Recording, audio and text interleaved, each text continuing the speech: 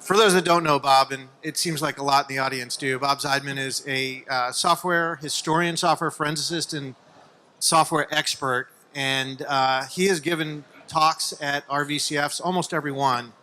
And every single one of them has been fascinating, in-depth, and incredibly educational. So I'm sure that you guys are going to enjoy this one about the history of video games.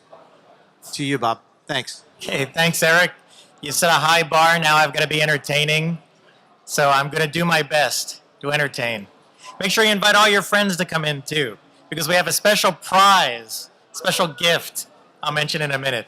So I'm going to talk about the history of digital game intellectual property from Atari to Zynga. Here's a little bit about me. So you can see my picture over there. I used to be a superhero.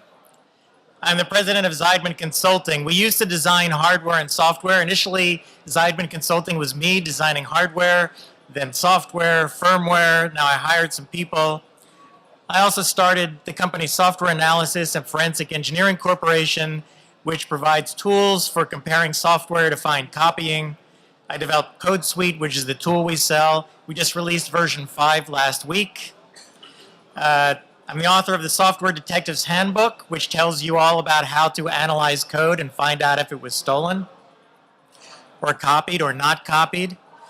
And then I listed some famous cases I've worked on. So the first one, how many people here have seen the movie The Social Network? Okay. For those of you who haven't, you should see it. It's a great movie. Andrew Sorkin, the writer-director, is one of my favorite writer-directors.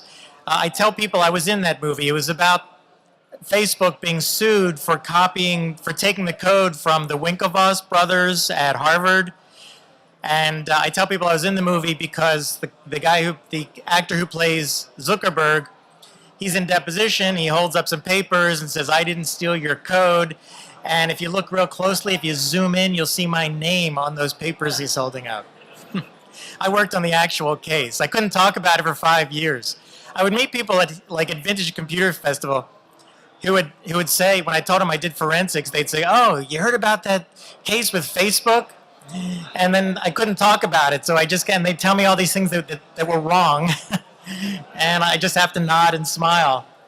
In fact, a real quick story. The Facebook case really made my career in forensics take off. I developed this program for comparing code, and the first big case I got was Facebook. But what happened is I got this phone call, and they said, "Spare no expense.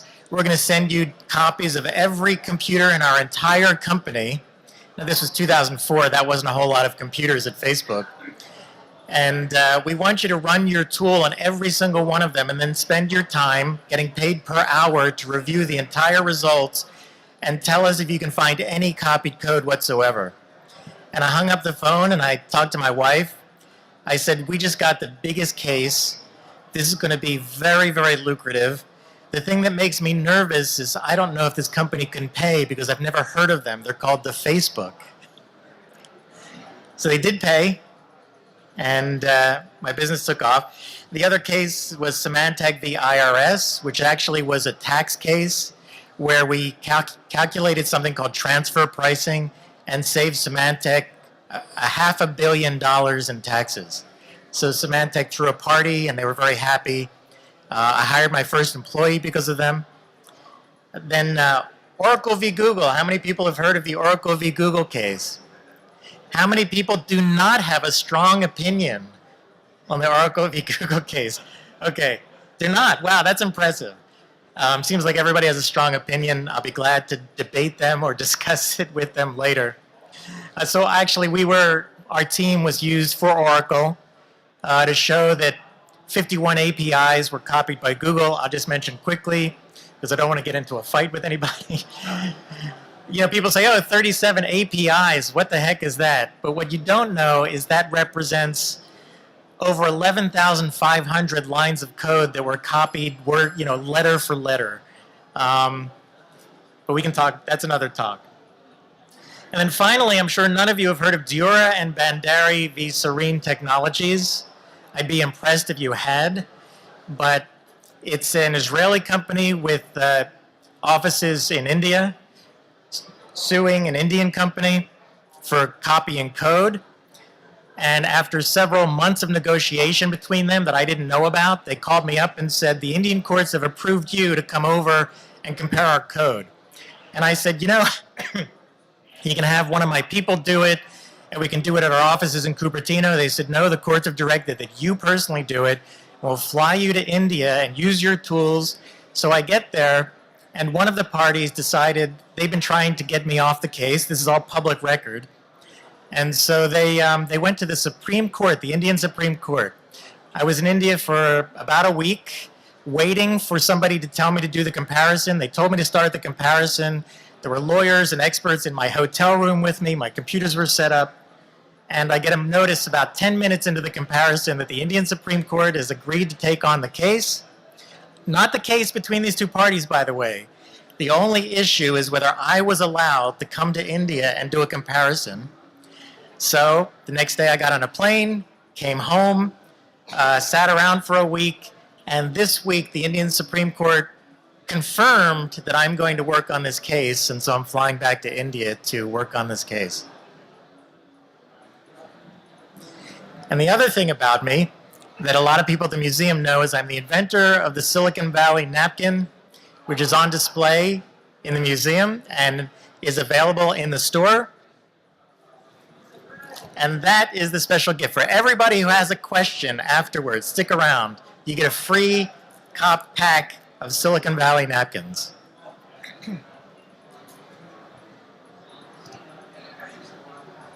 Okay, so first I need to have a disclaimer. This is not legal advice. I'm not a lawyer. I've never been a lawyer. I don't intend to be a lawyer. Okay, I think we can get on with the talk now. The thing I do want to say, though, is honestly, I advise lawyers on software intellectual property. I'm not a lawyer, but I've written a book about it, about software intellectual property. I've worked on over 200 cases, and I know more. I don't know the details. The law is always changing, and that's why I have this disclaimer here, and I think I need that. The law is changing, so I don't always know the specifics, but as far as general principles, I know them. I know it as well as or better than most attorneys. So the agenda here is I'm going to talk about what is intellectual property, some famous video game and computer cases. I'm going to tell you how do you protect your intellectual property, and then we'll do Q&A. So what is intellectual property? The basic intellectual property, types of intellectual property, especially that you're going to deal with software, trademarks, copyrights, trade secrets, and patents. Now, I can talk about trademarks offline. I don't think we've ever been involved in a trademark case, my company, but I personally have. And I've protected my trademarks. I think it's important. A couple of years ago, a company decided that the software, the name I gave my software was a pretty cool name, so they were going to use it for their company name. This is a very big company. I tried to contact them, and they wouldn't return my calls. They actually had a big office building somewhere, maybe New York, I'm not sure, where they put up my product name as the name of on a sign on their multi-story building. They started putting out press releases. I finally had my lawyer contact them because their lawyer wouldn't return my calls. So my lawyer contacted their lawyer, and the crux of it is that I said, look, they said, what? Their CEO called me up and said, what can we do? when they realized I was serious. And I said, you can change everything. I wish you had returned my call 6 months ago, but now you're going to have to spend money on new, new letterhead, new signs, new everything. But the fact is, I own the trademark, you don't. And by the way, trademarks. This is a brief overview of trademarks. This is all we're going to do. There has to be some confusion. So if you've got a soup called XYZ soup, but you've got a computer program called XYZ program, you can both have a trademark because nobody's going to confuse soup with a computer program.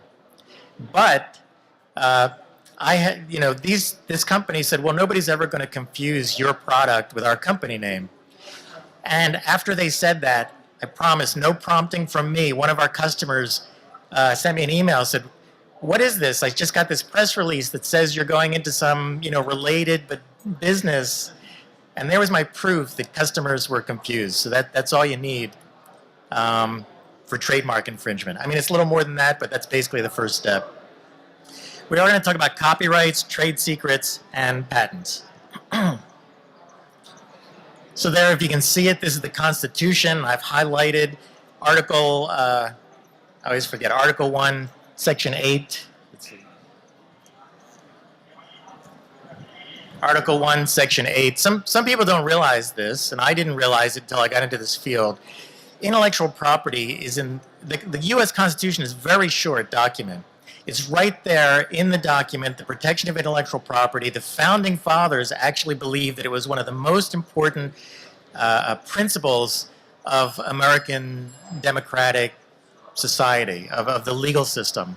And in fact, the patent bill was passed before the Bill of Rights was passed. It was that important that people thought we need to work on intellectual property rights. And a big part of that was they were starting to evolve in England before the colonies broke off and became independent. But really only the wealthy could get patents in England. And the founding fathers said everybody deserves the right to have a patent, even if they don't have any money. So, and I say patents and copyrights. Copyrights are not nearly as controversial today. Patents are somewhat controversial. So the copyrights say that it's a form of protection, published or unpublished. So it used to be that you only get a copyright on something you published. But now you actually get a copyright. This was done in Europe before it was done here. You get a copyright as soon as you finish a work. And with a software program, finish is a very vague term because, software is never finished. There's always one last bug to get out. I know, I just spent a few weeks getting one last bug after another out of some software. So you don't have to publish it, and you get certain exclusive rights. And those rights are to reproduce the work, to prepare derivative works. That's very important. I'll show you in one of the cases coming up how that became particularly important for software. To distribute copies, to perform the work publicly, display the work publicly, and to perform the work publicly by means of digital audio transmission. So some of these, came and went with certain technologies. And I'm sure, by the way, that everyone in this room has gotten the permission to display all the software and hardware and schematics that they're displaying for these old computers, right? Okay, good. That's what I need to hear. So copyright infringement is when someone exercises one of these rights without the permission of the copyright owner. Now, another thing that's not always understood, actually, there's a gentleman, Lawrence Lesser, who was a professor at Stanford Law School, who's now at Harvard. I actually heard this for the first time from him. And people don't understand that open source, how many people here use open source code, right? Okay. Open source relies on copyright law. Okay, sometimes people think it's in conflict with copyright law, and that's absolutely wrong. Without copyright law, there would be no open source. The reason for that is you're probably familiar with for the different licenses, particularly the GNU public license. That license would not be enforceable without copyright law because basically copyright law says, here's the rights that every programmer has, and the GPL says we're going to give those rights to people under certain conditions. If there were no copyright on software, at least, then anyone could ignore those conditions because the GPL wouldn't have any right to exist, because if the programmer didn't have those rights to give away, then anyone could copy, and that meant, you know, they could do a lot of stuff that people wouldn't like with open source code. So you have a copyright once the work is created. You can register it with the US Copyright Office. Does anybody know the advantage to registering it with the Copyright Office?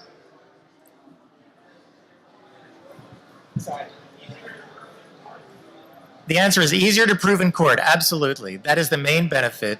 And the US government actually says they want to encourage people to register it. So you don't have to register your code, but you can. And the US government says if you register this when you first create it, or at least before there's a lawsuit, let's say someone steals your code or someone accuses you of stealing code, the government allows you to get more damages in a lawsuit or protect yourself better in a lawsuit if it's registered, because then they have a record of it. And I can tell you that I've worked for companies that didn't register their copyrights, their software, and in one case, at least one case, a company that copied the software found out that the original creator did not register it, so they ran to the Copyright Office, registered their software, and now there's a big problem. They're claiming ownership, and as far as the government is concerned, they're the owners of the copyright. So my recommendation is copyright your software. Anyone know how much it costs if you go online to register a copyright? Any guesses? 15? Well, the guess was 15. That's a pretty damn close guess. It's actually 35. $35. Sometimes people come to me and say, well, I don't know if I can afford a copyright. I say, if you can't afford a copyright, you should not be writing code. In fact, you should save up your money and rent a place to live and buy yourself a meal or something. It's pretty cheap. So you need to register to litigate. There's a lawsuit going to the Supreme Court that's going to the Supreme Court about some technicality on that right now, but everybody agrees you have to register it. You can win if you're registered, you can win legal fees, and you can win your legal fees back, the fees you pay to the lawyer, and you can get statutory damages. So the open source movement has taken advantage of this, because, you know, I used to say, what's the penalty for stealing open source code? It's free, so the damages are zero, right? If somebody who creates open source code says, oh, you stole our code and you win, then, you know, they say, well, okay, you owe us zero, because that's how much money you would have made if we hadn't stolen your code. But if it's registered, you can get statutory damages, which are a minimum amount of damages. You don't have to prove anything. You just say, we want our money. Infringement's easier to prove. You don't have to make the code public. I can get into detail about that later. It's a really weird rule, but you have to register. When you register, you give it to the Copyright Office, and people can request to see it. But you can actually register a redacted copy. I've seen almost 20 pages of almost blank pages registered with the Copyright Office. There's got to be something on them, but there's no rule about how much code has to be on them. And you can redact, which means white out almost all of it. It's a weird system. You know, we can debate if that makes sense or not, but that's the way it works. And you can get a copyright. I actually worked with a law firm that got this wrong. A client called up, and their lawyers were on the phone, and they said, we don't have the source code, we only have the object code. And the lawyers said, well, then you're out of luck. And after the phone call, I called the client back up, and I said, your lawyer's wrong. You can register object code too. Because we talked about you can't make derivative works, and object code is a derivative work, and you can register your derivative work. Which, in this company's case, was really important, because they had development done in China, and China had the source code, refused to turn it over to them, but they turned over the object code, and one day they found that there was a Chinese company on the web selling that same object code, or similar object code. So, you know, but they could still sue for copyright infringement because they had the object code. And we compared the object codes and showed that what was being sold in China on the web was copied. So just to let you know, what's infringement? So infringement is not always just simple copying. I say plagiarism because sometimes people Non-legal people refer to it informally as plagiarism, but that's copyright infringement. Copying any part, you don't have to copy the whole thing. It's still copyright infringement. If you copy and modify code, it's still copyright infringement. And if you use it as a reference, if you have the program beside you while you're writing your own program, if it can be found, if it can be proven that that's the case, that's still copyright infringement. But I'll get into that. There are some exceptions, and I'll talk about that in a little bit. Because now we have trade secrets. Another kind of IP is trade secrets. They differ. There's a national trade secret law that was passed a couple years ago. Usually trade secrets are different states have their own trade secrets, different countries have their own trade secrets, their own definitions of trade secrets, I should say. But they all conform to the same basic principles, which there are three factors that determine whether something's a trade secret. One, it's not generally known. So if people know it, then it's not a trade secret. That seems pretty obvious, but we go to court on things. I worked on a case where somebody had written some code based on Microsoft Outlook, and they claimed that certain functions like emailing and alphabetizing lists of email were trade secrets because it was in their program. And, look, anybody who uses Outlook has seen that. Believe me, trade secrets are very fuzzy.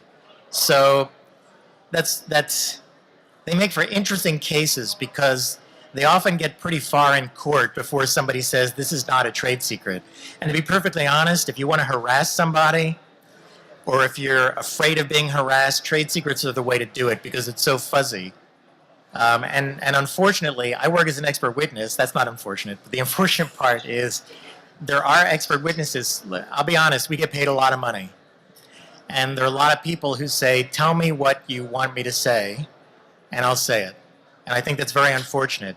In the trade secret case I just mentioned, we had an expert on the other side who was claiming that alphabetizing emails was a trade secret and rationalized it by saying in this particular industry, using this type of software, people didn't know to alphabetize emails. And there's something called discovery during a lawsuit when you get to ask the other side to turn over documents.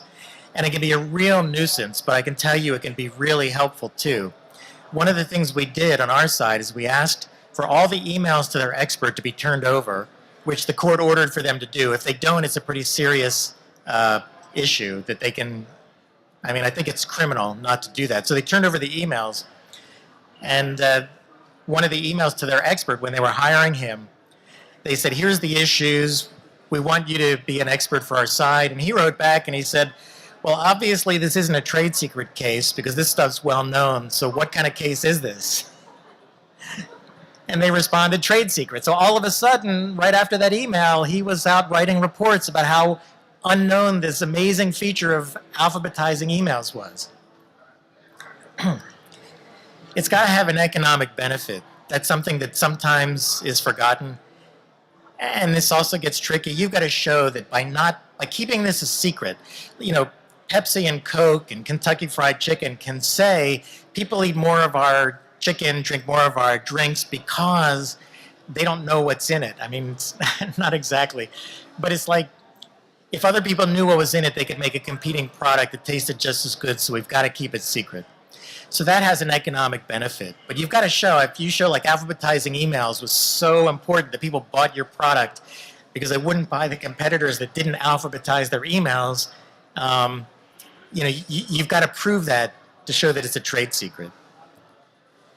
And then reasonable efforts to maintain secrecy. Now, this is really critical. I advise a lot of startup companies, and they don't always understand how important this is and how easy it is. So first of all, you've got to show that you kept these things secret, which means you can't have any documents that say, you send an email to your friends and say, hey, tell me how this business plan looks, okay?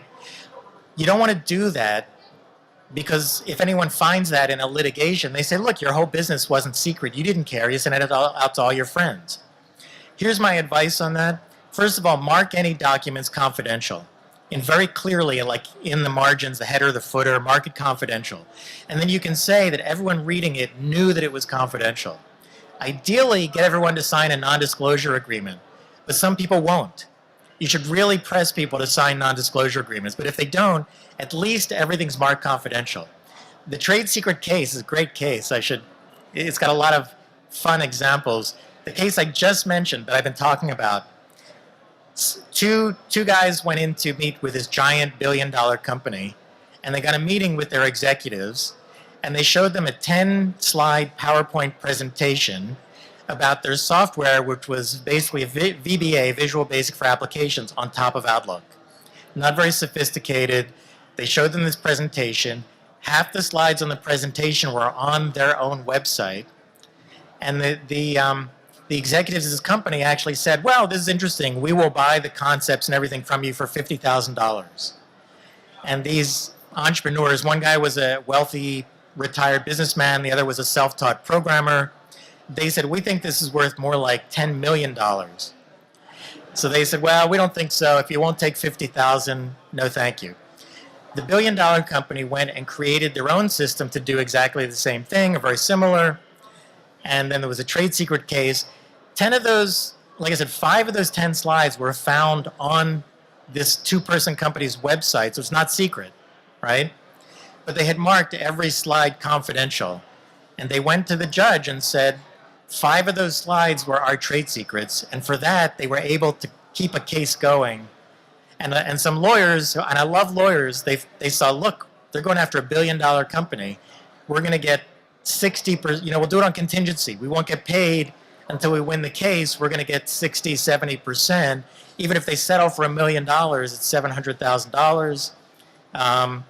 It turns out they did settle. It worked out really well for the lawyers. I don't think it worked out for the 2 guys who were bringing the case, but the lawyers did well. But it went to court. It was headed for trial only because they had marked their 10 slides confidential. Oh, because the thing I didn't mention is, the executives had sent out the slides to another company and saying, what do you think about this? That was it. They found an email during discovery that these slides went out to another company. And as soon as that happened, they were disclosing confidential information. So trade secret theft is basically like copyright. Sometimes when somebody brings a case, they have a choice of copyright or trade secret. There's different trade-offs. Trade secret, you can include other stuff like business methods, customer lists, organizational charts, flow charts. Copyright's more specific. So copying secret valuable code, copying or modifying it, using it as a reference. But the difference is copyright does not cover concepts. It covers the actual code. But a trade secret is so vague that it can copy concepts. So you can say, like these guys did, you didn't copy our code for alphabetizing emails, but the concept was so powerful, and you copied that concept. And then there are patents. So, patents are a set of exclusive rights granted for a fixed period of time in exchange for disclosure of an invention. Now, one thing that's not clear here, or I should say not clear to people, is that patents require disclosure. I've written articles about this. Before patents were around, people would sit on their inventions and not tell them to anybody. They'd be trade secrets. And there are still, to this day, there's some ancient inventions. I give examples of the famous clock, the name I can't pronounce in Roman times. People still don't understand how that works. It was a technology that was lost. The Stradivarius Violin, if people have heard of that. I've talked to an expert in violin making. They're still trying to copy the characteristics of this violin. So patents are the way of the government saying, if you're willing to tell people how this works, so they can work around it, they can find improvements, they can figure out better ways of doing it, and they can use it after the period expires, we'll let you be the only one who can do it for X number of years. So now we can argue about this, and there's a lot of bad patents out there, a lot of bad patents, but I would not throw out the baby with the bathwater. But they have to be novel. They have to include claims. The claims at the end of the patent define what the invention is. They have to be novel, means new, nobody's ever done it before. They have to be inventive, which means it solves a problem. If you come up with some kind of Rube Goldberg machine, that's not going to be patentable. It shouldn't be, because it solves a problem in a way that's not it's inventive because it's weird and clever, but it does it in some way it's not efficient, not useful. So it's got to be it's got to be inventive. It's got to be novel, which is new. Inventive, which means it does something really clever and useful, which means somebody's actually got to be able to use it to solve a problem. Now, there's a lot of bad patents. I've seen a lot of bad patents. In my personal opinion, that's because the patent office doesn't do a very good job of eliminating bad patents. It also doesn't do a very good job of allowing good patents. It basically doesn't do a very good job. Maybe that's off the record here. So patent infringement is performing a patented method. So this is particularly important to software. A lot of people say that software shouldn't be patentable, and we can get into a debate about that. I'm not going to get into that, but I will say that one misconception that some people have, patents, since the very first patent, methods have always been patentable. Now, you can argue that mathematics has never been patentable. So if a software is mathematics, I think you've got an argument that that reasonable people can disagree on. But if you say software is a series of steps, almost every patent I've looked at, even if it was for a sewing machine, for a steam engine, there was a method patent, and methods were always patentable. Software is basically a series of steps in a method. If you incorporate an infringing structure, so if you incorporate some patented code or the same steps, doesn't have to be the same code, but the same steps, that's infringing a patent. So all of these are direct infringement, but there's also indirect, which gets a little confusing. Direct and indirect infringement came about because you've got companies saying, well, we're going to give you everything for our machine except this critical gear, which you can get from this other company. So the idea was, hey, our machine doesn't infringe because it's missing this critical gear, and the other company's gear doesn't infringe because it's missing the rest of the machine. So at some point, I don't recall when, Congress included indirect infringement, which says if you force someone to buy that gear, then to use your machine, if they can't use it for anything without that gear, then that's inducing infringement, and you're still responsible, you're still considered infringing the patent. And for software, actually, that ends up being critical. Some of the original arguments against software infringement, patent infringement, you've got a company shipping software. I think there was an example with Microsoft. Microsoft would ship some software, and they'd say, years ago, they'd say, well, we don't infringe because we're just shipping a bunch of electronic bits that don't do anything. We've got 10 million customers who are all infringing your patent. You better serve each one of them with a lawsuit. So you're going to have 10 million lawsuits for $50 each. And of course, nobody's going to do that, and it's really Microsoft. I'm not saying anything bad about Microsoft. Some people think I'm a shill from Microsoft. But in this case, when Microsoft did that, they're basically creating they're inducing infringement. So they're creating an infringing software so they can be sued rather than having to go after 10 million individual customers who are using the software. Okay, so now I'm going to get to some famous video game and computer actual lawsuits. So there is Defender. How many people remember Defender? Yeah, that was one of my favorites, Defender. There's an ad for it. So the case was Williams Electronics v. Arctic International. So what happened was Williams Electronics created the game of Defender, and Arctic International sold video game kits with a ROM for a game called Defense Command. Okay, so you could put together these kits and create a Defender-like game, but it was called Defense Command. And Arctic admitted that they copied the Defender. They basically took the Defender, the ROM, out of a Defender game, and they put it in their kit. So Williams sued Arctic for copyright infringement. And Arctic said, no, this is object code. Remember I talked about object code. They said, no, this is object code. It's not source code. We didn't take your source code. We took object code.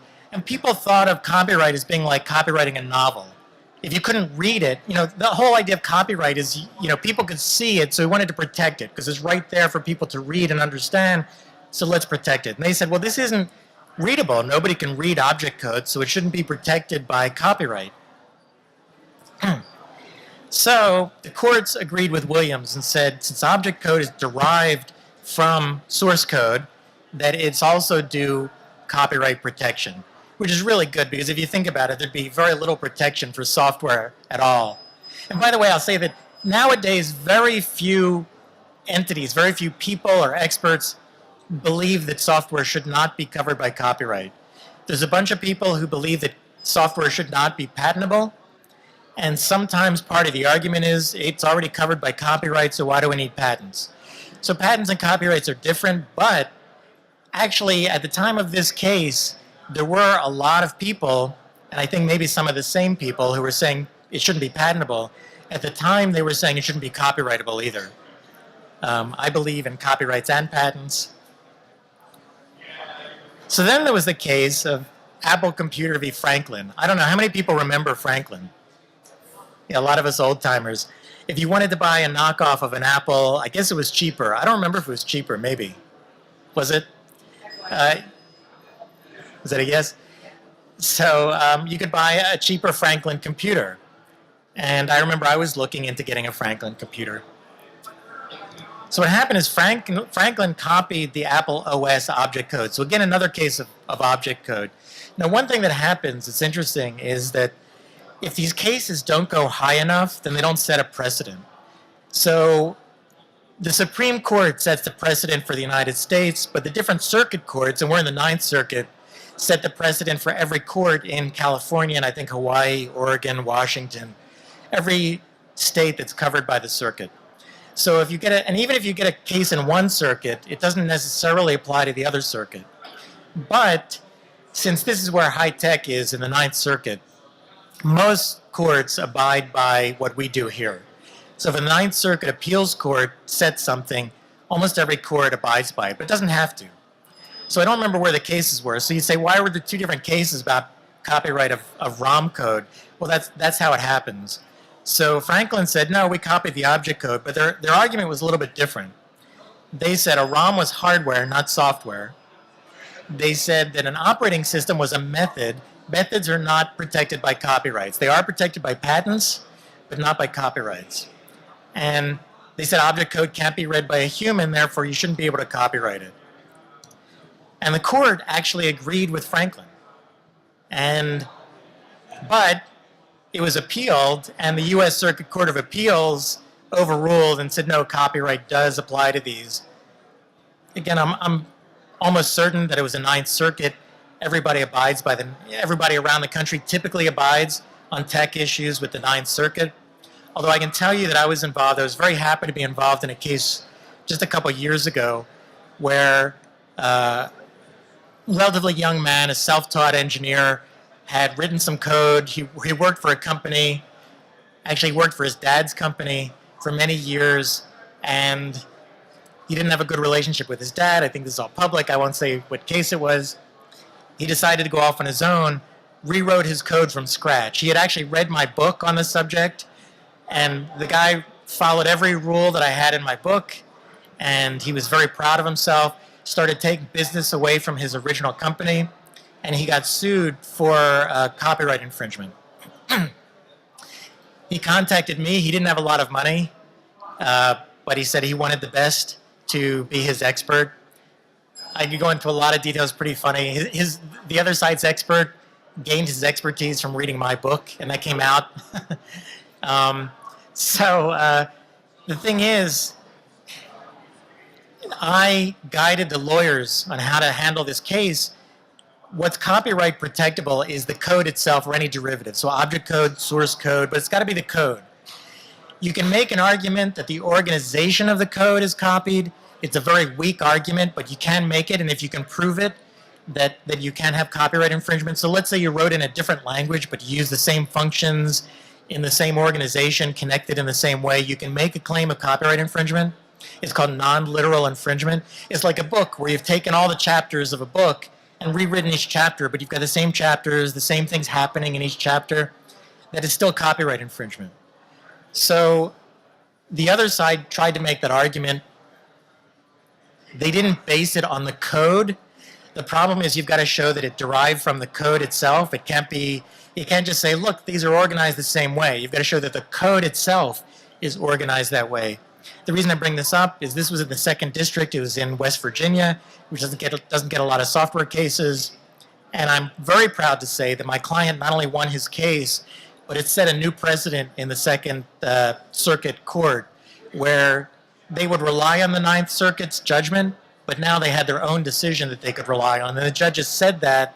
They said, you know, we want to follow the 9th Circuit. We believe they're correct. But once the judges in the 2nd Circuit say that, now there's a precedent in the 2nd Circuit for doing that. And so I don't always work on companies finding people guilty of copyright infringement, by the way. I don't turn down a case. I figure that by turning down a case up front, I'm biased. So I work for anyone, any kind of business located anywhere in the world, any size. Some have had trouble paying me, but all have paid me.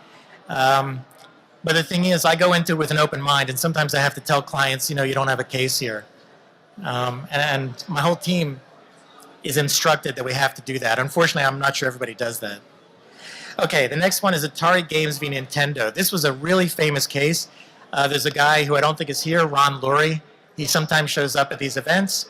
He was a lawyer for Atari. He tells me inside stories. He actually came on board during this case, so he doesn't have to take the blame for what happened. But what happened is Nintendo had the NES video game system. And they didn't want anyone writing games for it without their approval, without a license. So along came Atari, and Atari reverse engineered the NES video game system so that they could create these compatible video game cartridges. There was a locking mechanism, something that would, you know, a handshake back and forth, and they figured it out, and they imitated it, and they started selling games for Nintendo. Atari knew that they were going to get sued, and this is an interesting thing that happens in litigation. It's always to your benefit to be the plaintiff in a case, because the plaintiff gets to set the timing. You know, the plaintiff goes to the court first, makes its accusations, and then the defendant has to respond. And the defendant doesn't always know what's coming. So Atari realized they were going to get sued, so they sued Nintendo for unfair competition and monopolistic practices. They basically said, you're unfairly keeping people out of the video game industry by having this locking mechanism. Of course, Nintendo countersued, that happens in almost every case, for copyright infringement. So the most interesting outcome of this, which again people don't understand, is the court said that reverse engineering is not only legal, but it's to be encouraged. The actual copyright laws encourage reverse engineering. The thing they don't encourage is copying. But the whole idea of the intellectual property system is stuff should be made public. Copyrights and patents are made public so that you can learn from them and improve on them. So they said what Atari did was perfectly legal, except here's the part where Atari screwed up. They did some things. They went to the Copyright Office. They said they were being sued, so they wanted to see Nintendo's copyrights. I don't know exactly what the laws are about that, but they were not yet being sued. So they went under false pretenses to the Copyright Office. And so the judge said, you know what? There were two things they did wrong. One, they did this. It was called unclean hands. And the judge said, basically, normally I'd say you're right and you'd win your case, except because you did something unethical, I'm not going to let you award the case. But the judgment stands that still reverse engineering is perfectly legal and to be encouraged. But Atari lost because of this. Also, the other thing Atari lost for is they took a little snippet of the reverse engineered locking code and they used it in their own game, okay, in their unlocking code. That's wrong. What they need to do is they need to use a software clean room. The software clean room is a way of hiring independent developers and saying, we need an unlocking mechanism. Here's what it needs to do, but we're not going to show you any code for it. It's a little more complicated than that, but basically it says, we're going to tell you how it works, and you write your own code. If they'd used the clean room to develop, and we're talking about a tiny snippet of code, hired some outside contractors to write the code, they would have won their case. Okay. Sega versus Accolade.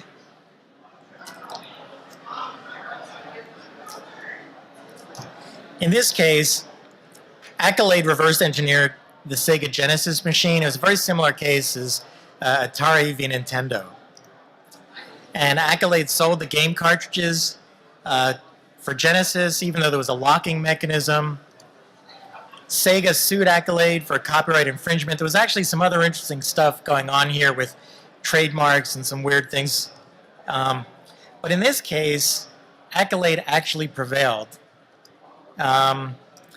because they did not copy code. So the court says, you're okay.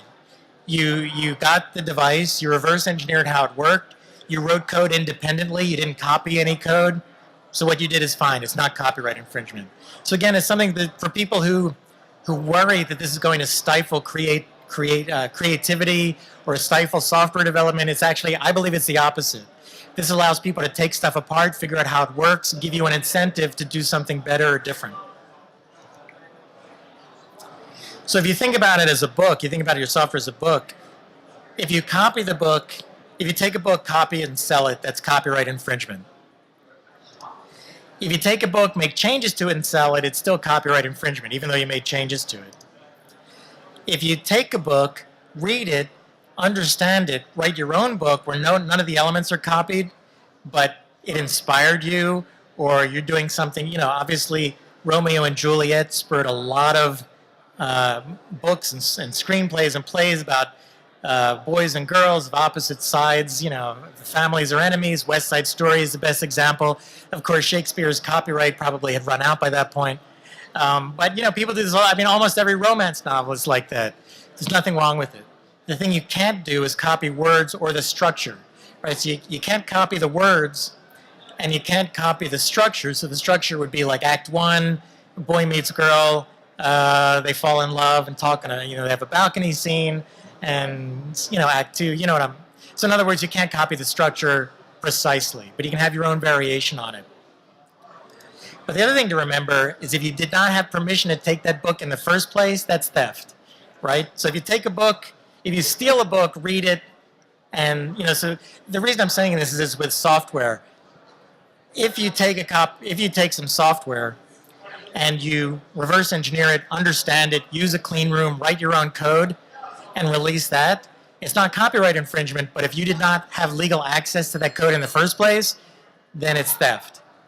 So some people kind of forget that, and there are examples in the press, a lot of people that work for a company, and as they're leaving, they download the code onto their drive and take it with them when they start their own company or go to a new company, and obviously that's not legal, and if you're caught, you're going to get in big trouble for it. But I'll put in a word there too. There's a little confusion sometimes that I've run into. If you're an expert on, video game graphics, and you do a program at one company that does video game graphics, and then you leave that company or are hired by another company to do video game graphics, as long as you didn't copy the code, there's no copyright infringement. As long as you're not infringing a patent that you got at the first company, there's no patent infringement. And you're allowed to write video game code. There is a gray area with trade secret, and the company, to be perfectly honest, the first company could come and sue you for trade secret theft because trade secrets are very vague, but employment law in every state in the country, and particularly in California, protect you against a trade secret theft case. Somebody recently was arguing with me that trade secrets stop people from jumping from company to company. I've never encountered a case of that because people realize that you have to do your work. In California, you're not allowed, and it's I don't have to explain it, except it's higher in the hierarchy of laws. You're not allowed to stop someone from being employed at their specialty. So if your specialty is designing video game graphics, you will, some company can sue you for trade secret theft, but they're almost certainly going to fail. And it's going to cost them a lot of money. I've never seen it happen. The only time it happens is when it's, if you're executive vice president at a company, you're the vice president of engineering at a company, then it may happen because officers of a company and high-level executives have a special duty to keep trade secrets. It gets very messy and very complicated. But if you're an employee, I've never seen it happen. And if it does happen, the company suing you will almost certainly lose. I mean, unless if you took a customer list with you, okay, now you've got a different problem. So now most people have probably heard of the Apple, when Apple sued Microsoft over Windows. Have you heard of that? Everybody? Okay. There's some stuff that I found out just by reading about it. So you know that Apple created the Mac window interface, and then Microsoft came out with Windows 1.0 and 2.0. 1.0 is pretty kludgy, 2.0 is better, and Apple sued them. And I've just got some examples. There's the Apple, that's a Microsoft, Windows. So what happened? On January 1988, Microsoft released Windows 2.0. March 1988, Apple sued Microsoft for copyright infringement. They said basically you stole the look and feel. Now, one thing to understand is sometimes my company gets asked to do a copyright case. Well, let me put it this way. We're involved in software copyright cases for a defendant, and the plaintiff will sometimes say, your interface looks exactly like our interface. And I'll tell you, it's not a secret. It's something that I've helped win many cases on. The interface is not a software copyright. If somebody comes to you and says, your interface looks like our interface, and they say this is a software copyright case, they've lost the case. That is a visual copyright case, has nothing to do with software. Unless they can show that the underlying software was copied, then they have no software copyright cases. And I've been able to get cases, I've been able to help lawyers get cases dismissed because as a software copyright case, they have to show that the code that generates those screens was copied. And usually when a company says your interfaces are the same and this is a software copyright case, what that means is they examine the code, couldn't find any copying, so now they're going to visual copyright. There is one problem. If it goes to court, there are many judges who don't understand the difference. And so sometimes the judge will make the wrong decision, and I've had that happen. And then on appeal, it's overturned. The appeals judges usually listen more carefully. They're usually better informed on these topics. When you get a judge on software copyright, for example, you could get a judge who knows nothing about software and nothing about copyright. And yet that person has to make a decision. Even if the jury makes a decision, I've seen cases, some famous cases, where the jury made the correct decision and the judge overruled it and says, no, I don't think that's true. And then it goes to appeal. In at least one case like that, the appeal tore the judge apart, and the expert on the other side who tried to support the case, basically what the expert will often say is, well, I look at the screens and I'm so smart, I can tell the code was the same. And so my response is, okay, I don't know, I'm a pretty smart guy too, and I know that there's no way, absolutely no way of looking at screens and knowing that the code was copied. Okay. So, but basically, so this was not a software copyright, it was really a design, a visual copyright. What people don't know, there's a book out there, I believe it was a book by Owen Linzer, and I can't find my copy, it's packed away somewhere, that talks about the history of Apple.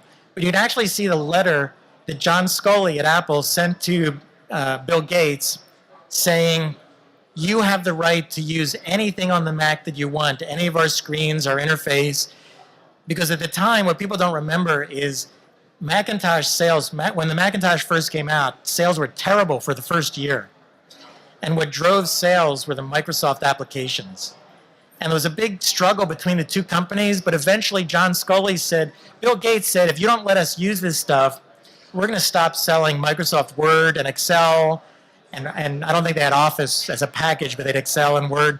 They said, we're going to stop selling it for the Mac. And Apple knew that without those applications, Mac sales, as small as they were, believe it or not, would drop to zero. So there's a letter from John Scully saying you can use all this. So basically, Apple didn't have a case, but the court did determine that of the 189 icons, remember it was a visual case, that 2 of them were unique and copyrightable, the trash can icon and the file folder icon. They said everything else was just common sense. If something's common sense, if you said to someone, what would you use to show a document? And they'd say, well, I show a little square with some writing on it. If most people would say that, or a lot of people would, then it's not creative. If it's not creative, it's not copyrightable. Same thing with code. With code, it's very different. Code is typically very complex, right? But you could take a small piece of it and say, if you had to, add one if these two values are equal and subtract one if these two values are different, what kind of code would you use if 99 out of 100 programmers, or even, 9 out of 20 programmers would say, well, I'd use an if-else statement, then the if-else statement is not copyrightable. So that's one thing, but the thing to remember is with the if-else within all the other code that's there, this is another thing that happens, by the way, in cases. Sometimes I'll go in and say, this routine was copied. I'll tell you, for example, there was a searching algorithm that was copied. My software works a lot. My software that compares code does a lot of searching, and the searching algorithms, to get them efficient, is very difficult, in my belief. We had a case where the only thing we could show for sure, we believe a lot of code was copied, but it was modified to hide it. We could show this one searching algorithm was definitively copied. And so I said, the searching algorithm was pretty critical. It had to work very fast. It had to use up less memory, and that's why it was copied. And the expert on the other side would look at it and say, oh, well, look, the first statement is an if statement. Everyone knows if statements. The second statement is a, add statement. And everyone knows add statements. That's the kind of the argument the defendants get experts to say.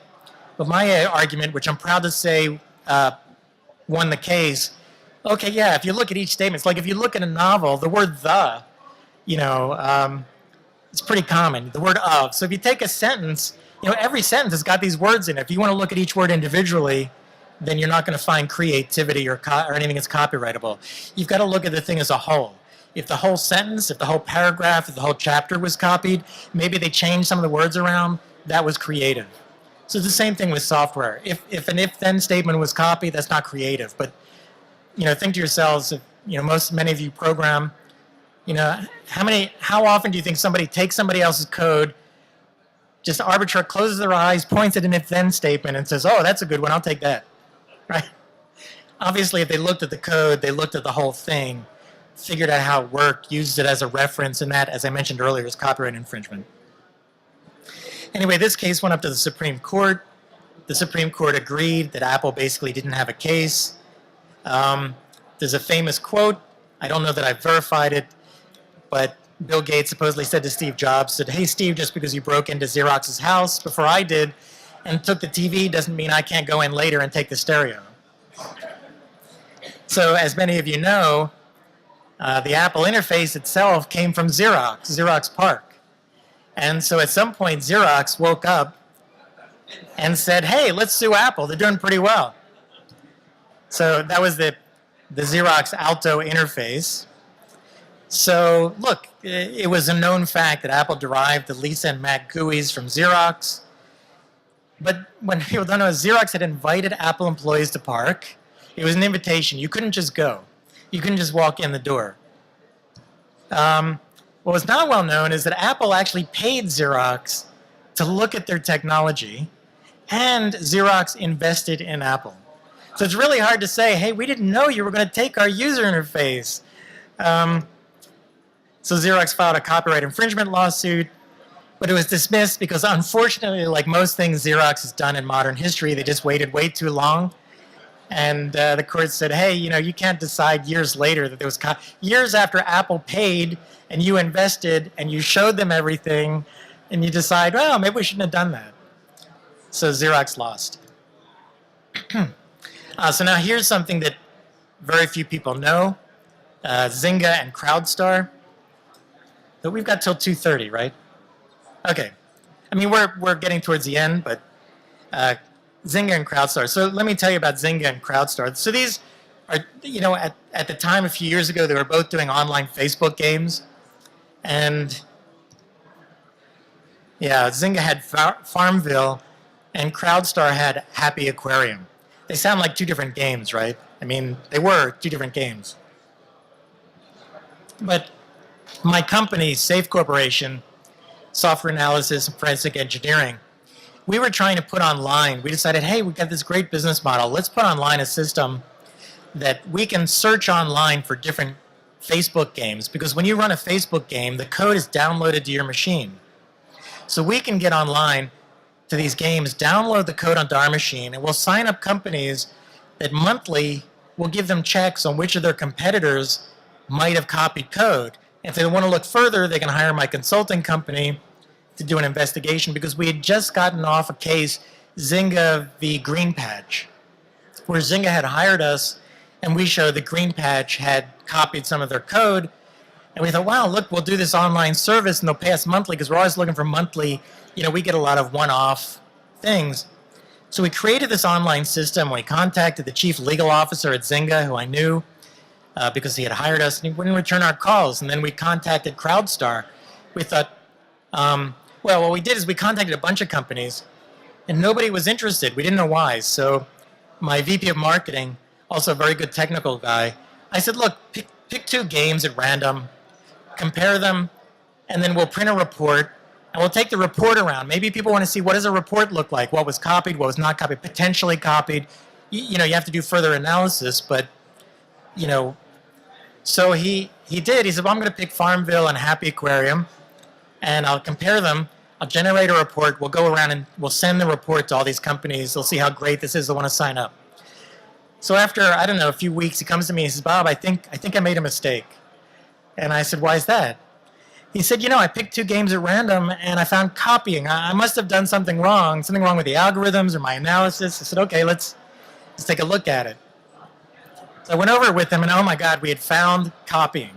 Now, we don't know who copied whom, but we found copying. I thought, this is great. Let's go to Zynga and CrowdStar and tell them, you're going to want to sign up for this service because somebody's copying. And look at what we found just randomly. We call them up, and nobody wants to return our calls still, and I don't get it.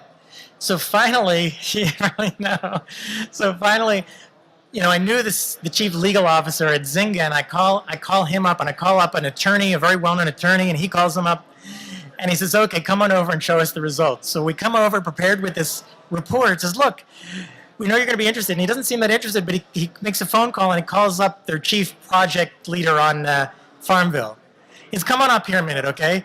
He says, I want you to take this report, bring it down to the guys downstairs, the engineering team, and tell me what you think of it. And he says, okay, and we're waiting and waiting and waiting. I don't know, 10 minutes comes back, and he says, yeah, I think they copied our code. So what I realized is that everybody was copying everybody's code. This is like a really bad business model because nobody wanted this service. Maybe they would have paid to stop this service. So we shut down the service and haven't brought it back. So the question is, how do you protect your IP? Register your trademarks. I talked only briefly about trademarks. It's $275 to register it in the US. You can do it yourself online. If you find, unless you really have zero time and your time's very expensive, and I would not recommend hiring a lawyer or law firm. There are firms that will do this for you, but honestly, they'll charge you $1,000, and all they do is they type a few things online. You can go do it yourself.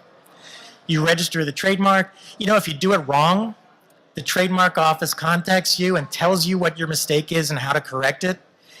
So there's no downsides. $275, and you never know when you're going to start a company. Let's say, I don't know, Microsoft. And one day Microsoft's going to be one of the biggest companies in the world, and it's better to have registered it when you're a nobody, before people start using the term. Another quick story. I developed a technology in the 90s, early 90s. My friends told me that it would never amount to anything. Usually my friends are pretty positive, but this one they were positive that this was a terrible idea. And they said, Bob, go off and do something. You're a smart guy. Do something useful. And I said, no, I really think it's going to be useful. So I filed a patent on the technology, and I registered a trademark for my company. For the patent, I got rejected from the patent office, which is normal. You have to go back and forth with the patent office. But I attended a lecture at Stanford, at the Stanford Business School, and a very well-known professor was giving a lecture on patents. And he said, in today's age, technology moves so quickly that patents are not valuable anymore. And so if you're a startup company, there's no point in wasting your money on patents. You should spend it on other things. And I thought, well, this is a pretty smart Stanford professor. And the patent office wants me to pay more money to try to get my patent issued. And I could spend that money on a marketing blitz. I ended up paying for one full-page ad that ran for several months in a magazine. We did almost no business. I shut down the business. Years later, someone who had filed a patent a month later than me got the patent. This was a multi-billion-dollar industry. I'll tell you, it was remote backup. Okay, Mozy Pro and iDrive and, whatever. Well, and eVault, okay? So it's a multi-billion-dollar industry. Somebody was going around trying to license the patents and making a lot of money. And I didn't have a patent because of that brilliant Stanford professor. But what I did is I registered the trademark on eVault, small e, capital V-A-U-L-T. That was my company name. I had spent several years promoting it, that full-page ad that ran. All of a sudden, another company shows up called eVault. And lawyers said, I went to some lawyers and said, basically it'll cost you more money to go after them than you'll ever get back. But a year later, they got venture capital funding, and their venture capitalists went through the records and found, you don't own the trademark of your own company name. So the president of the company called me up and said, hey, we'll offer you a little bit of money to give us a trademark. We made this goofy mistake. Let me mention one other thing that I left out.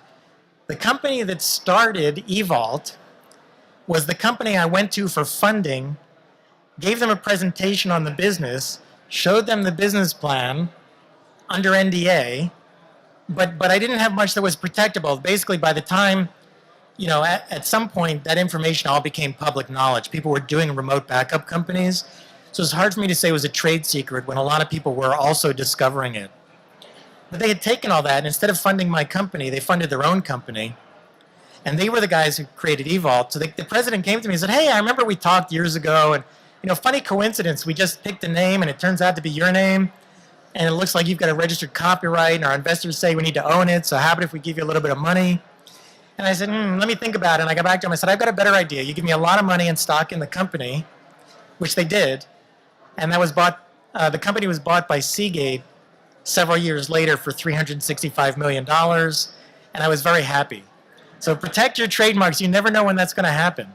Now, if I had the patent, I would have probably 1,000 times more money than I got for the trademark. That's the way things go.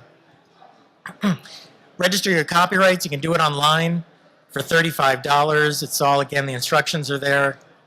File for patents. I advise a lot of startup companies. I know it can cost money. I sometimes advise companies on doing this. But even if you don't believe in patents, your competitors will, your competitors' investors will, your investors will. And if you get to be, look, there's a lot of rumors about startups being put out of business by patents. Completely untrue. I know every patent case that goes by because I read about them if I'm not involved in them. Nobody wants to sue a $1 million company. It's very rare. It happens, but it's extremely rare. You'll be sued by a $10 million company, and both of you will run out of money paying your lawyers. Okay? They'll sue you when you become a $10 million, $50 million, or $100 million company. And at that point, if you don't want to aggressively go after other companies with your patents, you've got to protect yourself with patents. So it means you should have at least one patent. So when a company says you're infringing our patent, you've got to be able to go to them and say, well, you're infringing our patent, let's negotiate. But if you don't have a patent, you've got no negotiating stand. So all of a sudden, you're in a really bad position. So file patents. Keep trade secrets secret, mark them confidential, try to get people to sign NDAs. If you reverse engineer your competitor's product, use a clean room. And there are very strict guidelines. I've written about it in my book. I've got some articles online you can find. But you can't just say, like I've been involved in cases where they said, we used a clean room. Okay, what was your clean room? Oh, we hired this new guy, and the guy who worked on the original product sat down with him and told him what to do while he's writing the new code. No, now your clean room is dirty because the person who wrote the original infringing code is talking to the programmer, telling him or her how to write the new code. So you don't have a clean room. You can call it a clean room, but it's not clean. And, of course, make it as difficult as possible to reverse engineer your own code because people can do it legally, so you want to make it very, very difficult for them.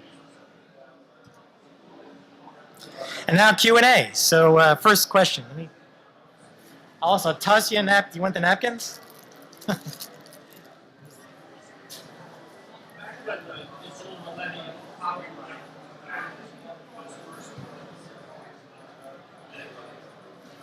a lot of value about reverse engineering, being against the whole language. Because if you let her go to jail, would you lie to at that time, or you since, again, you would get by case law? Okay, this is a really good question. People are familiar with the Digital Millennium Copyright Act. You've heard of it, you know about it. I can't say I'm an expert on it. I've read cases about it, haven't been involved in a case, and it says the reverse engineering is illegal according to the DMCA. I believe what they're saying, and there's a lot of controversy, and I'm not saying I support this or don't support it, I don't understand it enough. I believe, and again, I could be wrong, but I believe that if it's encrypted, you're not allowed to decrypt it. So technically, you're allowed to reverse engineer it, but if it's encrypted, you're not allowed to decrypt it. So it's kind of a catch-22. If somebody's done a good job of encrypting their code or their product, then it's illegal to decrypt it. But if you can find a way of reverse engineering a part of it that's not encrypted, or if you find a way of getting information without decrypting it, then I believe it's legal, but I'd have to check with an attorney. So the DMCA did, I understand the need for it personally. I'm also a writer, and basically, ebooks, I've got an ebook that was copied in Iran. It's on a website from Iran, and there's nothing you can do. It's a perfect, pristine copy. I don't know how they got it. It's not an ebook, really. It's the copy that went to that the printer actually printed. The printer never created an ebook. But I'm telling you, if you go to this Iranian site, you can just download it. So I understand the need for encryption, and that's really where the DMCA came from. But I also understand the need for reverse engineering, so they are a little bit in conflict. So that's as much as I know about it. Okay. Tell you what, take these two guys first. You went two? Is it two questions? Yes. So my question is, in general terms, I want to protect your IP. How does your algorithm that analyzes that code and figure out whether something wrong? How does it work? I guess generally, if you want to share that. Okay, sure. So the question is, how does my software work that compares code? So that's a discussion in itself because, well, I don't want to go into too much detail because it's a long discussion, but no, the reason is, so I'm not from academia, and there were algorithms in academia that were relied upon, including one from Stanford by the head of the CS department now. Honestly, those algorithms didn't work, and lawyers would never use them. In academia, they'd write papers, and they'd give each other all kinds of accolades. Look, I love academia, but these guys were just patting each other on the back, writing papers, but they never actually tested a real situation ever. And lawyers that tried to use it, the results were so poor that they couldn't use it in court. So I came up with my own. They were not very happy about it. But one thing I did, the algorithms at the program at Stanford called MOS were actually kept secret. And the interesting thing was, academics, professors at other universities would write about what they believed the algorithm was at Stanford, even though it was never released. I'm thinking, this is crazy. It's like, well, we think that the MOS algorithm works this way, and therefore it does this and this, and ours is better because it does this and this. Or they finally released the algorithm. But it just shows you how academics think. But what I did is I have to be challenged in court. One thing that happens in court, people will take any opportunity to, and I understand this, to discredit me. I mean, the other side wants to say, I don't know what I'm doing. It rarely happens anymore because, I've done enough of this. But I patented my algorithms, and that way I could discuss it in court and say, here's how it worked. Because I knew there were people who came up to me and said, hey, I'm creating the same, how does yours work? I want to create the same thing.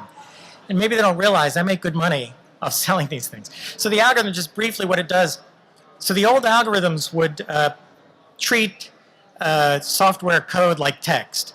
Sometimes they would do this token replacing where they say, well, an if is like a while, is like a do, is like a for, so they just replace all of those with a loop token.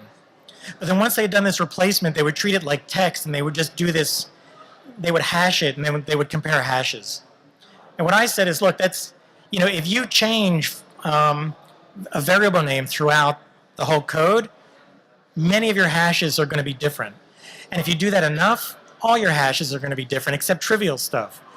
So I just said that's not the way I want to do it. I divided the code into its elements. So I basically separate the instructions, the statements from the comments and strings. I treat comments and strings identically from the identifiers, and then I have an instruction sequence. And then once I've divided them all out, then I compare them. But I do a brute force comparison. The algorithm at Stanford uses this DNA statistical analysis, which is great for DNA because it's very hard to get the compute power to compare two strands of DNA, which is hugely complex. And it's great for writing academic papers, but the fact is we have enough compute power. We had enough compute power 10 years ago to compare every single letter in text. And so I do a brute force comparison, but it's the basic innovation, I guess, is dividing it up into its elements. And then there's also partial matching, which we use edit distances, stuff like that. But that's well known. It's not like I invented that, but people weren't using it. And then I create a correlation score. What they did in academia is they actually have a score. If you run any of the academic programs, they'll have a score from 0 to 100. And if it's 70 or above, they say it's copied. And that's ridiculous because stuff looks the same, because it's coincidence, because the same person writing the code, because it's third-party code. You can't just say it's copied with any score. But also, let's say you take a tiny function and you embed it in a gigantic file of code. Well, the academic programs would say, oh, the score is like 1 out of 100, so ignore it. But my correlation score is different. It took me a long time to figure this out. My correlation scores are 0 to 100. But if you copy a tiny function into a big program, it doesn't disguise it. You still get 100 as your score. So what happens is people can't disguise copying by burying it within bigger sets of code. Thank you. Hello? Oh, great. What is your take on the length of copyrights and the public domain, and then the companies that lobby the courts to change copyright law so that their property never falls in public domain? Yes, it's a good question. I think everybody heard about the length of copyright. You know, it's something I've thought about, and I can't come to a conclusion on it. I think there needs to be a time limit. I think that's the whole point of the IP laws, at least copyright and patents. There need to be definitive time limits. I don't know what those time limits should be. It seems like they're excessively long, but I honestly don't know. One thing that I don't know if you're really interested in it, there's a group, well, the group at Hoover, at the Hoover Institution, usually looks at patents. But there's a bunch of economists. You have to be careful. There's some economists who are for intellectual property rights and some who are against. Yeah, I think you have to understand who you're reading. And same thing with lawyers, academic lawyers. But I know at Hoover is very strong on IP, and they mostly discuss, there's a conference twice a year I go to, and everybody knows Hoover. It's a research institute associated with Stanford. So they're very strong on IP. They almost always look at patents, but there are economists who I think do fantastic studies on how do these things affect the economy. And I think the important thing is, how do you optimize the term, the length of a copyright, regardless of who's lobbying for it? How do you optimize it so that it helps the economy, which means that it encourages innovation, so people know they're going to be able to hang on to their ideas even though they're putting them out in the world, and yet doesn't stop other people from using them appropriately at the right time. And I just don't know. I mean, it doesn't seem like it should be extended indefinitely. It seems like there's something wrong with that, but I don't know what the ideal time period should be.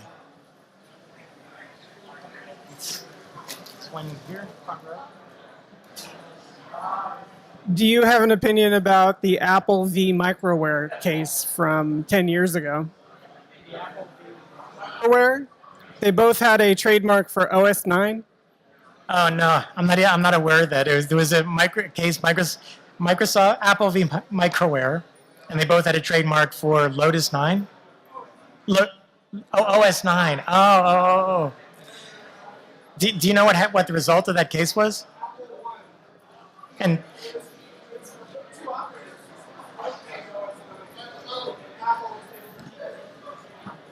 they both had trademarks on OS 9, but they both kept their trademarks, they both kept their trademarks. You know, my gut feel, and sometimes things work differently, is that OS 9 should be pretty generic. And I think, one thing happened with Intel that I do know is Intel, if you remember, they used to have the x86, the 186, 286, 386. If you're familiar with that, there was a big cross-licensing agreement with AMD and actually Intel. It's funny because you think this doesn't happen. Intel wasn't as big then as they were now, but like in the 90s, they screwed up their licensing agreement. And believe me, I've seen a lot of this. It doesn't matter how big the company is, they make mistakes. And they gave AMD rights to the processor that went beyond what they wanted. So AMD has a 386, and Intel said, you can't call it a 386. Well, typically you cannot copyright a number. Just like OS 9 typically would not be copyrightable, or trademark, I should say, sorry, trademark. You can't trademark a number, and you can't trademark OS 9 typically. You have to make a really strong argument that everybody knows that OS 9 means this and not that. So that's when Intel started making the Pentium. They went to the Pentium because that they could trademark.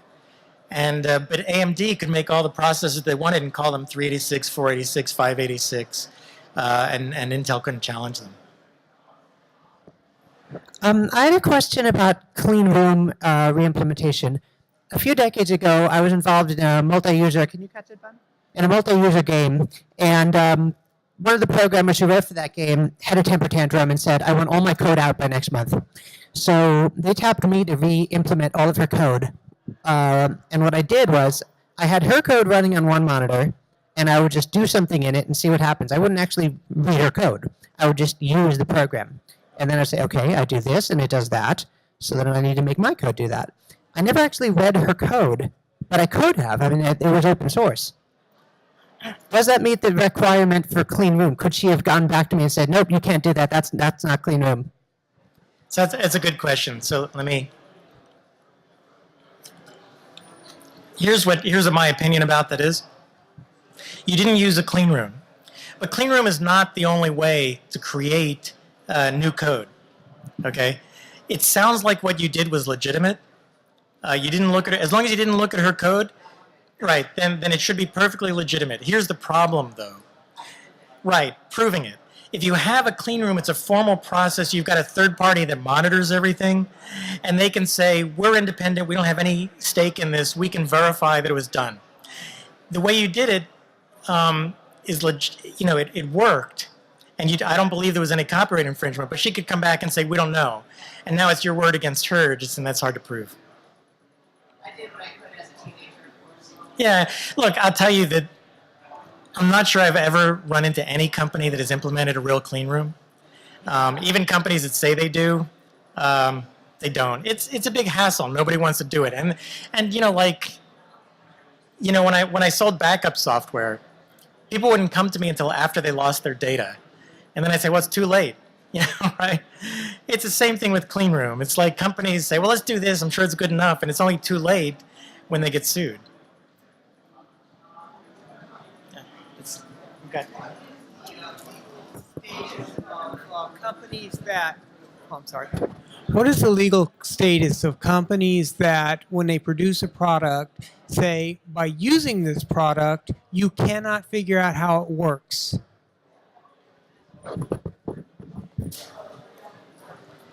So everyone heard that. So this is, one of those areas where it's another area where I have some experience, but not a lot. My understanding, the laws change a lot. My understanding is that agreement may not be enforceable, where it says that you can't reverse engineer. I know for years, Cadence, for example, the EDA company used to have, I think it was Cadence Synopsys. I think all the EDA companies said by opening this program and using it, you're agreeing not to reverse engineer the software. I had been informed that wasn't enforceable, but the problem is, if Cadence finds out you did it, they will stop supporting you, and they'll cause a lot of trouble. So people didn't challenge them. If it went to court, I believe it would not hold up in court. I'm not certain, but nobody wants to take that chance. But it threatened. So I had some friends who started Simplicity. It's another EDA company, and I know they were really worried about that. And the thing is, even if it wasn't enforceable, they did not want whoever it was, Synopsys or Cadence, suing them because they were a small company. So I think mostly that's the effect it has. It just puts fear in people's hearts. You said right at the beginning about And if you were in a different business from your competitor, you could both use the same trademark. So there's a famous case in the 60s. The Beatles music publishing company in England was called Apple Corps. The Beatles music publishing company was called Apple Corps. And when Apple Computer started up in the 70s, they agreed that Apple's in the computer business and the Beatles in the music business. There's no confusion whatsoever. And then, of course, the iPod came out, and they had to renegotiate. Right, right. So people, maybe you're familiar with, the Beatles had their record company called Apple Corps, and I think there was an agreement. Yeah, somehow there was an agreement between Apple and the Beatles saying that nobody's going to confuse us, so we're not going to sue each other for trademark. Or maybe there was a suit, but they settled it because nobody's going to confuse a computer with a record company. And then, of course, when iTunes got started, the Beatles sued. Which wouldn't that be great to be an expert on that case? Steve Jobs and Wozniak on one side and John, Paul, George, and Ringo on the other. Man, that would have been something. And sometimes these people show up in court too. So, but yeah, because Apple entered a new industry, then there was confusion. And I think the agreement said that Apple couldn't do that, but Apple basically said, we'll pay you. And I think everybody was happy after that. I know the Beatles didn't release on iTunes for a long time. Not sure why, if it had to do with that. Actually, I think the Beatles just wanted this anticipation. The Beatles are an amazing. You think about the Beatles; they still hold world records for #1 records, most sales, tours. That this many years later, I think that people would wait and wait and wait for the Beatles to come out, and it's still an unbelievable, all this publicity and an unbelievable media event when the Beatles finally released their albums on iTunes. This isn't actually a question. I actually had some more historical info on that. If I recall, one point of contention was when the Apple II GS came out and it had a MIDI synthesizer chip built in, and that caused problem with Apple Corps because that was a music-generating device. Yeah. And if I recall correctly, part of the fallout from that is why further Apple products did music synthesis all in software, because by producing a musical device, they were afraid of incurring the wrath of Apple Corps. Yeah, I don't know the details. That sounds like it could be right. I didn't remember which incident it was, but I knew there was something that triggered the original lawsuit or the original threat of a lawsuit, trademark suit, that Apple had done, and that's where Apple said, "Look, yeah, we've got this music synthesizer, but yeah." By the way, I'm sorry, I've run out of napkins. I didn't expect this many questions. So on the look and feel between Apple and Microsoft, you said that there was an agreement in place before that Apple had given to Microsoft to say they could do this, but yet it went all the way to the Supreme Court, so they must have considered other merits in the case. And so my question sort of is, there was a look and feel between Apple and Atari, in which Apple did prevail, and Atari had to adjust their software to be less like Apple. So I was wondering if you had any experience with that particular case and figure out why Apple was able to win that one and not win other than the agreement. But it seemed like there was more to it, just the agreement. Yeah, I'm not familiar with that case, but having worked on cases, I can just give you some possibilities. So that's why I've got to look up. I really want to look up that letter. Apple could have said that letter wasn't legally binding. They could have said it was written by Scully, not representing Apple. He was on his way out. I don't know. I can give you an example, and this is public. I was talking with somebody over there. I worked on a case a couple years ago where Phoenix Technologies, that did the BIOS, the original BIOS, or one of the original BIOSes, sued VMware, the virtualization company, and I was an expert on that case. And what it boiled down to is in the late 1990s, I think it was, Phoenix was a company that needed to find new sources of revenue, and VMware was a company that was just getting off the ground and couldn't afford to pay much money. But all their virtual machines needed a BIOS. They didn't want to write a BIOS. So they went to Phoenix and they said, we want to license a BIOS from you. And Phoenix, without thinking much about it, said, wow, we found a new source of revenue, sure. And they wrote up an agreement. Now, VMware does virtual machines. So these agreements are per machine, right? What does it mean per machine on a virtual machine? Does it mean on the physical hardware? Does it mean on the virtual hardware? Well, these guys were in such a hurry, and I can say this because the whole thing's ended. These guys were in such a hurry to write a contract that neither party thought about it. They were just so happy. Oh, hey, we're getting money. We're getting a cheap BIOS. So, just a few years ago, Phoenix, VMware's doing great. Phoenix not doing so well at all. And Phoenix got some new investors who went through all their contracts and said, whoa, what are you doing? There's like thousands of virtual machines out there, and you're only charging for, one for every 100. What's the matter with you? So they started a lawsuit. And what it came down to, and I'll tell you, there was a part of this, they wanted me to interpret the contract, to look at the code and interpret the contract. And there were certain parts of the contract that I said, I can't testify on this. And they got another expert to testify. It's not that the other expert was lying or making anything up. It was really, the contract was so vague that if you asked me what did this mean, I said one thing, and it was not in Phoenix's favor. So basically, this is what they do. They said, well, don't talk about that. We won't present you as an expert on that issue. We'll find someone else who, when he reads the contract, he says, oh, this means the opposite thing. But the real problem was they were in such a hurry to write a contract that they never thought, how are we going to interpret this? What happens when things change? What happens 10 years from now? So Phoenix lost the case. I think it's a shame because they actually had a decent copyright infringement argument, a very decent one.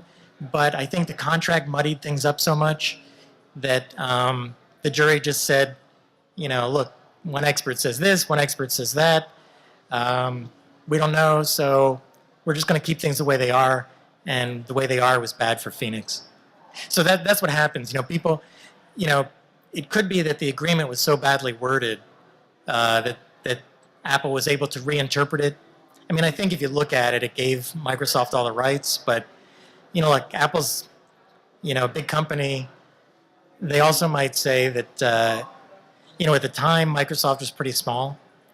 They honestly might have been saying, look, if we just make a lot of trouble, Microsoft will give it up. I mean, this Windows thing isn't going anywhere anyway. So that could have been it. Was there a question here?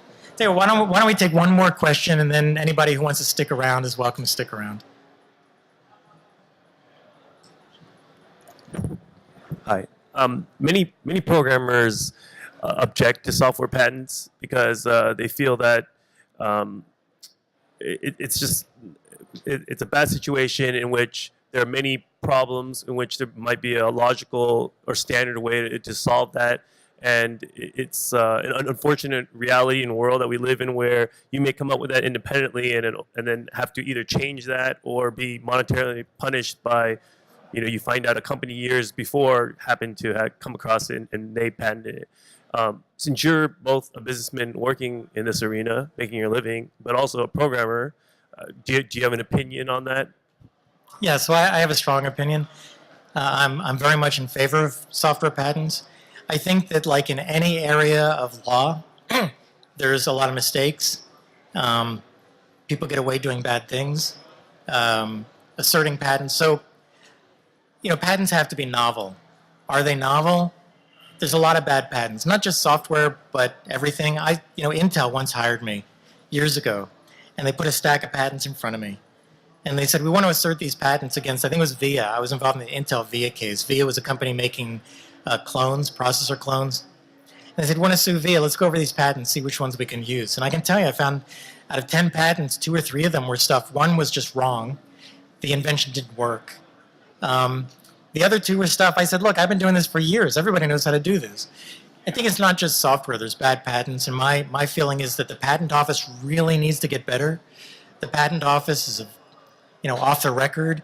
I say it off the record because I have to work with the patent office, and there's a lot of good people that came from the patent office, but it's not uniform at all. You can get a person who understands the technology. You can submit a programming patent to somebody who's never written a program, and yet, and look, honestly, I've got a patent right now that was rejected a number of times. The problem is it's being rejected on legal bases, and the legal bases are wrong. I know they're wrong. I've talked to the attorneys. I've talked to other attorneys. It's very basic stuff that the patent examiner doesn't understand. That, in my opinion, that's the problem. So I think if there is something that's not unique, the patent office ought to be able to find it and not allow the patent. So they allow bad patents that shouldn't be allowed because they've never seen software before.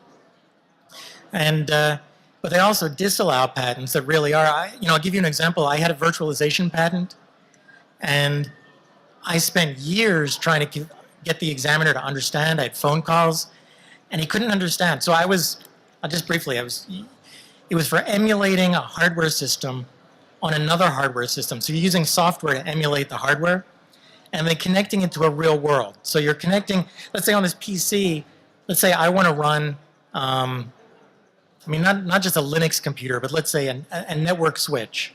So I design a network switch. I run code on the PC to make the PC look like a network switch, okay? But it's not a network switch. But I'm going to stick cables in, and the traffic coming in, I've got this layer. This is what it did, a layer in there that would take those signals and send it to the model of the network switch. The network switch would run, send packets out, and those packets would get translated by my software to run on the real network. And this was a valuable piece of code that I sold and that companies used. And basically, they could create stuff on their PC, but they could attach to a real network and get real network traffic through it.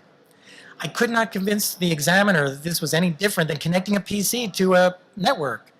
His response was, PCs are always connected to networks. And I said, no, you don't get it. It's doing this translation to a model. He said, but you're just connecting a PC to a network. Honestly, for 7 years, I got that response. I actually sold my patents to a patent troll. We can talk about that later offline, because they rescued me because I was selling this as a product. And the company that was buying the product, basically after 7 years, they knew how to do it because I'd given them all the support they needed. I'd go in and work with their engineers, and they basically tell me, we're going to do this. And I said, but I've got a patent. And they said, well, we don't care about your patent. And I didn't have enough money to sue them. So I sold the patents to Intellectual Ventures. They're a really big patent troll. But basically, my business went to zero as soon as Mentor Graphics, the company, told me they were going to make their own product and cut me out. And I had 1 patent issued and 6 patents pending. And Intellectual Ventures not only bought my patent, they bought the applications, and they hired their own attorneys, and they got all 7 patents issued. I don't know if they talked to Mentor Graphics. I don't know how much money they got, but I was happy. And, it made up for my loss of business from an infringer who knew that I was too small to take them on. That's it in a nutshell. Thank you very much. I really appreciate everybody.